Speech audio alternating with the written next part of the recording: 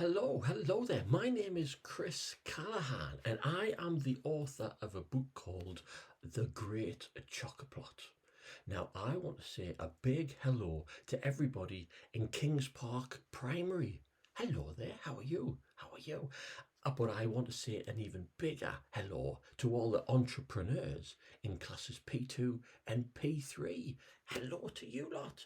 I have heard lots of things. Mrs. Connor has been passing on lots of details about what you have all been up to. I know you've been reading The Great Chocoplot, which is fantastic. Thank you very much for that. But you've also been doing lots and lots of chocolate activities as well, including Dragon's Den type scenarios where you've been creating your own chocolate companies and working out profits and working out, I suppose, all the names and all the ingredients of your own brands of chocolate.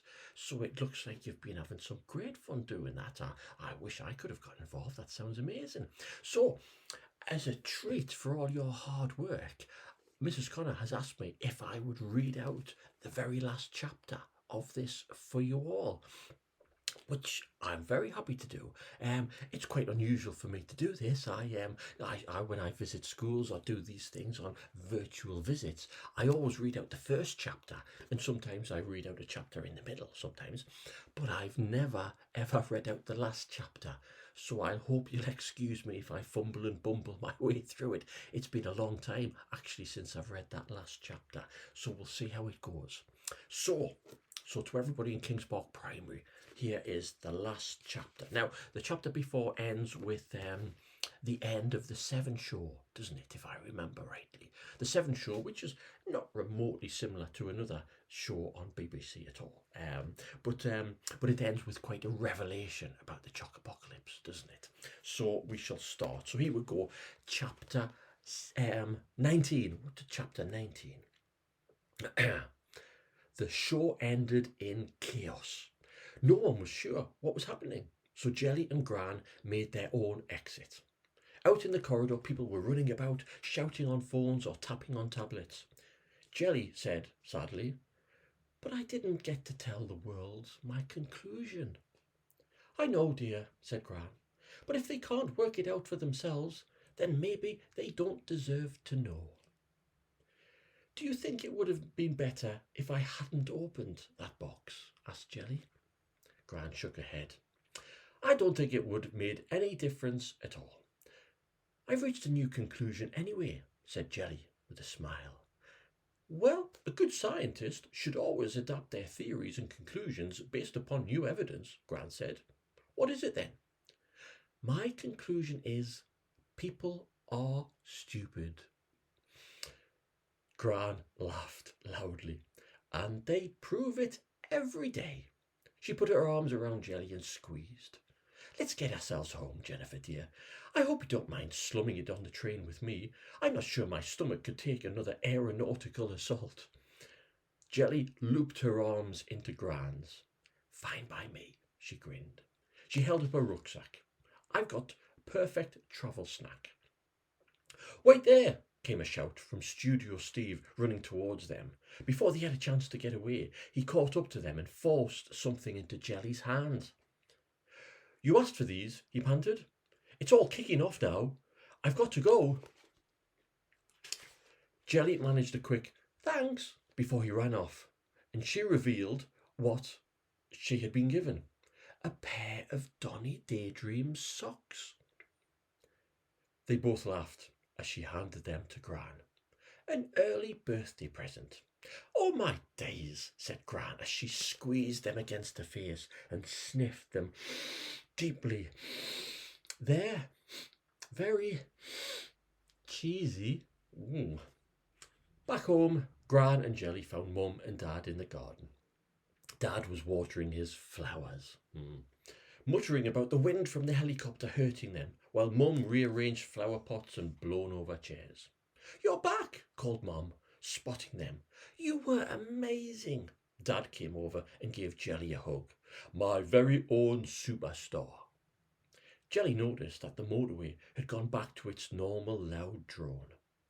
Oh well, it was nice while it had lasted, she thought. Mum's phone beeped. and she pulled it out of her pocket. Her eyes lit up like fairy lights, making Jelly wonder what it could be. "It's from work," she says, "thanking me for everything I did last week in an extreme situation," they said, "and promoting me to Deputy Assistant Junior Manager." "That's brilliant, Mum." Jelly squeezed her in a hug. "I'm not a trainee anymore," squeaked Mum, spinning on the spot. "Well done, boss," said Dad, adding hopefully, "So that's more money, right?" Mum beamed. "Even better. It definitely means no more long night shifts." She pulled Jelly and Dad and Gran around with her, singing, "No more night shifts, no more night shifts." She finally stopped and they all steadied themselves on the fence, giggling. My flowers," said Dad. Jelly stopped laughing suddenly. She stared down at the weeds. "What's the matter?" asked Mum. "Dad," Jelly whispered, "look." Dad bent down to this patch of the garden, and the weeds he'd watered for so long. There, poking out of the brown soil, was a bright single green shoot. There's a picture of the green shoot there. "I put a bean in the ground," Jelly said.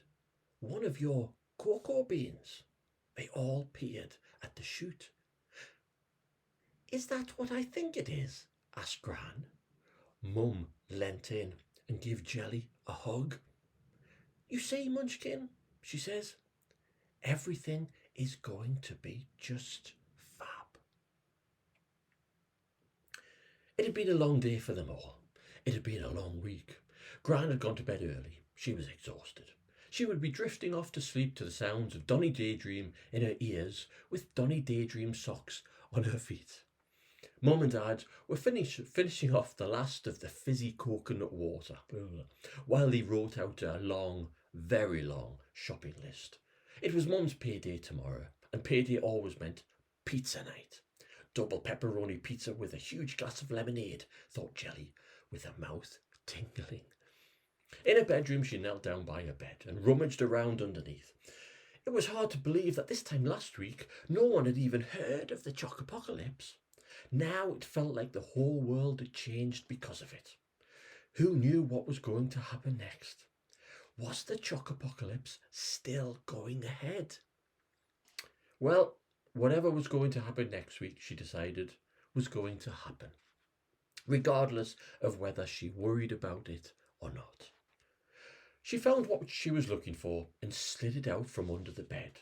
It was an old shoebox. Making sure her bedroom door was closed, she carefully opened the box. A smile stretched wide across her face. The box was filled with hundreds of brightly coloured jelly beans. There's no reason to worry about the future, but it would be silly not to be prepared. Chocopocal app news update, new version 2.0. A global state of emergency has been declared. Chocky Bicky, aka Garibaldi Chocolati, has been charged with creating a global chocolate catastrophe, which is regarded as one of the most serious crimes there is. An 85-year-old charity worker has been charged with several chocolate-related crimes, which will result in a lengthy prison sentence.